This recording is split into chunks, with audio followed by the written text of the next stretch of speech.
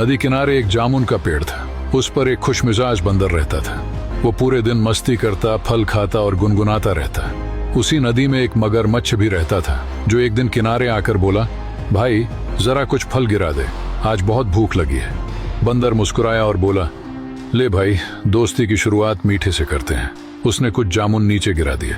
मगरमच्छ ने खाए और बोला, वाह, बहुत मीठे हैं। धीरे धीरे दोनों की दोस्ती गहरी होती गई। अब रोज बंदर जामुन तोड़कर मगरमच्छ को खिलाता और दोनों खूब बातें करते। एक दिन मगरमच्छ कुछ जामुन अपनी पत्नी के लिए ले गया। पत्नी ने जामुन खाए और बोली, इतने मीठे फल तो कभी नहीं खाए। जो रोज इन्हें खाता है उसका कलेजा कितना मीठा होगा। फिर लालच में बोली, मुझे उस बंदर का कलेजा चाहिए। मगरमच्छ घबरा गया, पर पत्नी की बात मान ली।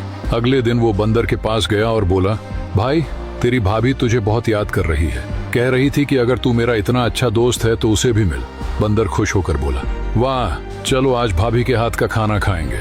वो छलांग लगाकर मगरमच्छ की पीठ पर बैठ गया। जब वो नदी के बीच पहुंचे, मगरमच्छ ने धीमे से कहा, भाई, मुझसे एक गलती हो गई। असल में मेरी पत्नी तेरा कलेजा खाना चाहती है।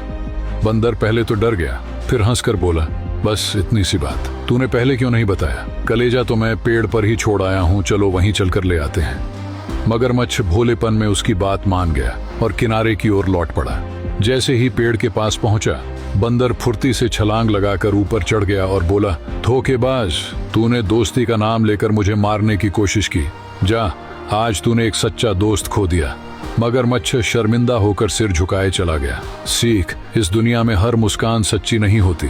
कभी कभी लोग हमारे करीब इसलिए आते हैं क्योंकि उन्हें हमसे कुछ चाहिए होता है। इसीलिए दोस्ती करो, पर आंखें खोलकर, क्योंकि भरोसा अगर गलत इंसान पर हो जाए तो वो सबसे बड़ा धोखा बन जाता है।